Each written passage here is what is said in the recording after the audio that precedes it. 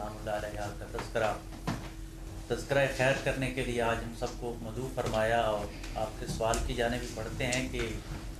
بالکل یہ جائز ہے۔ ہمارے برصغیر کے معاشرے میں اس کو تھوڑا معیوب سمجھا جانے لگا کہ شاید عورت نکاح کا پیغام نہیں بھیج سکتی، حالانکہ اسلامک فلسفے کو دیکھا جائے یا قرآنک فلسفے کو تو بالکل یہ جائز ہے۔ آپ اس سے پہلے دیکھیں کہ حضرت موسیٰ علیہ السلام جب حضرت شعیب علیہ السلام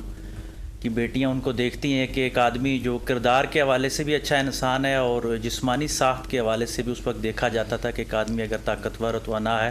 تو شعیب علیہ السلام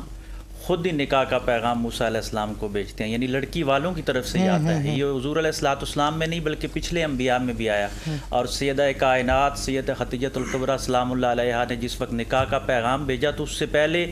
آپ یعنی 2 نکاح آپ کے ہو چکے تھے، آپ کو نکاح کی اس وقت ضرورت نہیں تھی، اس وقت آپ ایک اچھے تاجر کی حیثیت سے اپنی زندگی